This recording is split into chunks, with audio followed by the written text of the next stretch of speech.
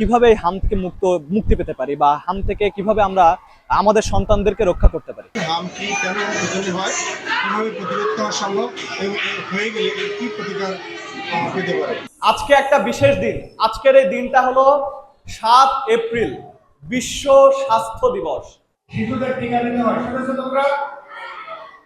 নাক দিয়ে জল, সবচেয়ে গুরুত্বপূর্ণ যেটা সেটা কি? দীর্ঘমেয়াদী কাশি থাকা।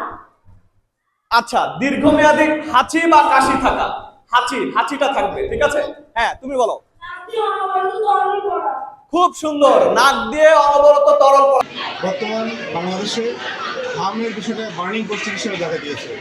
বাচ্চাদের ভিতরে যে একটা বড় আতঙ্ক দেখা দিয়েছে যে হামের কারণে অনেক জায়গায় শোনা যাচ্ছে যে রাজশাহীতে বা বাংলাদেশের প্রত্যন্ত অঞ্চলের জেলাগুলোতে বহু সংখ্যক শিশুরা তারা হাম জনিত কারণে মৃত্যুবরণ করছে।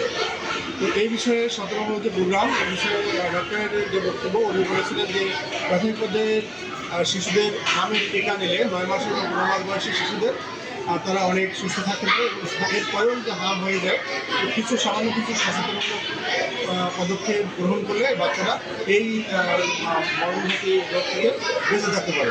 এরকম ক্যাম্পেইন প্রত্যেকটি স্কুলে হওয়া উচিত, তাহলে তারা খুব সহজেই এই হামটি প্রতিরোধ করতে পারবে, তাদের কোনো সমস্যা হবে না, তারা বিভিন্ন চিকিৎসা করতে পারবে। ক্যাম্পেইন থেকে অনেক কিছু শিখেছি, ভবিষ্যতে এরকম হাম হলে আমাদের প্রতিরোধ করতে পারবে। বাংলাদেশে এখন টক অফ দ্য টাউন হলো শিশুদের হামের প্রাদুর্ভাব। তো হামের প্রাদুর্ভাব সম্বন্ধে আমরা সবাই কম বেশি জানছি এবং এটা এখন জনস্বাস্থ্য একটা ঝুঁকিতে পড়ে গেছি বলেই আমি ধারণা করছি আর কি, এবং স্বাস্থ্য বিশেষজ্ঞরাও সেটা ধারণা করছেন। তো এখন আমরা কিভাবে এই হাম থেকে মুক্তি পেতে পারি বা হাম থেকে কিভাবে আমরা আমাদের সন্তানদেরকে রক্ষা করতে পারি। আসলে হাম কিভাবে ছড়ায় সেটা যদি আমরা জানতে পারি তাহলে আমরা বুঝতে পারবো যে হাম থেকে আমরা কিভাবে নিজেদের বাচ্চাদেরকে কিভাবে রক্ষা করতে পারি।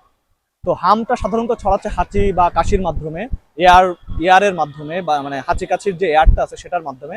তো এটা আমরা কিভাবে প্রতিরোধ করতে পারি? আমরা যদি মাস্ক পরি বা বাইরে থেকে যখন আমরা আসছি তখন যদি নিজেদের শরীরটাকে যদি পরিষ্কার পরিচ্ছন্ন করে এবং আমাদেরকে নিজেদের জামা কাপড়টাকে যদি পরিষ্কার পরিচ্ছন্ন করে যদি আমরা শিশুদের কাছে যাই, তাহলে আমরা দেখা যাচ্ছে যে শিশুদেরকে অনেকাংশে, আমি বলবো না যে 100% এভাবে প্রতিরোধ করা সম্ভব, তবে অনেকাংশে আমরা হামের প্রাদুর্ভাব থেকে আমাদের শিশুদেরকে রক্ষা করতে পারি।